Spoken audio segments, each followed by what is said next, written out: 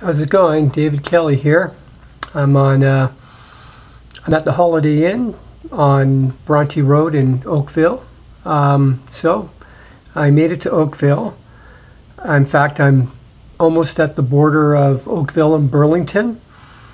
I miscalculated the distance. For some reason I thought Oakville was about 28 miles, but it actually turns out to be the distance that I traveled today was about 35 miles.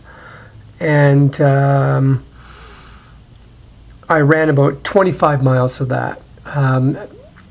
I started to feel tension in my leg, in my knee, the tendon on the right knee, and I contemplated running through it, and I just thought, you know what, it's not worth it. I've done almost a marathon here, 25 miles. What's a marathon? 26.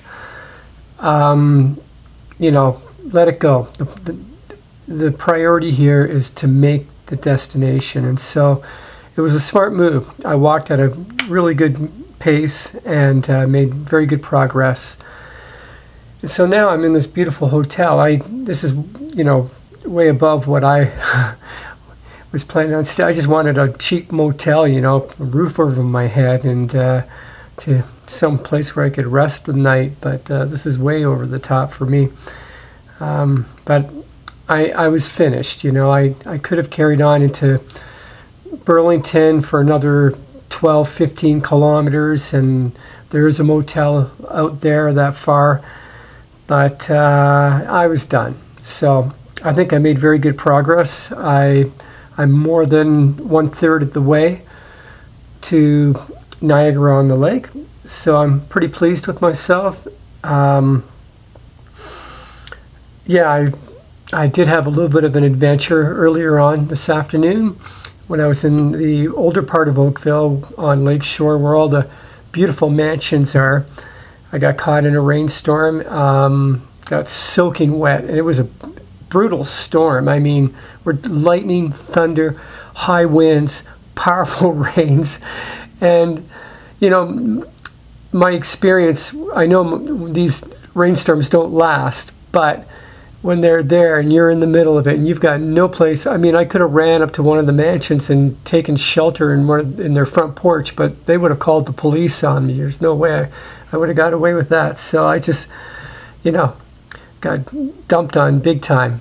But it was okay. I mean, after, it didn't last very long, about half an hour, and then the sun came out. It was beautiful, and I dried up probably, for the most of me, I dried up in about an hour or so. My vibrins are still a little bit damp. Part of that, though, is sweat. But they did well. I have to say, they've held out really well.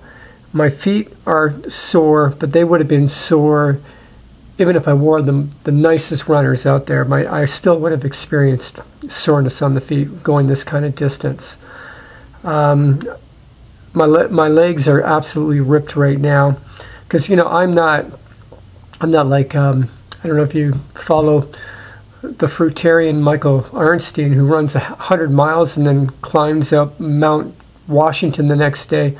I'm not in that caliber at all. I mean, I'm just an amateur runner. So, doing 35 miles, combination of running and walking, it's not bad for an old geezer like myself. I feel great. I ate, let's see, 2 pounds of grapes. I had 24 ounces of freshly squeezed orange juice. I don't know how many bananas I ate, but quite a few. And dates, I had dates. So I kept myself pretty well fueled throughout the day. And right now, I'm just having dinner here. I've got a head of lettuce, some rather tasteless tomatoes. I'm used to the tomatoes from my garden, and these are somewhat of a disappointment. Red pepper, dragon fruit, and for dessert, I'm going to have dates. And that's where I'm going to load up on my calories. So I hopefully I'll be prepared to do another 35 miles tomorrow, or maybe more. That'd be wonderful. And that's really what's important now, is how well I can get my body to recover, because, you know, I really did do a number on it today. So I'm just going to have a good night's sleep. Thank you for following me on this journey and watching my YouTube videos. I really appreciate it. Take care and have a wonderful evening.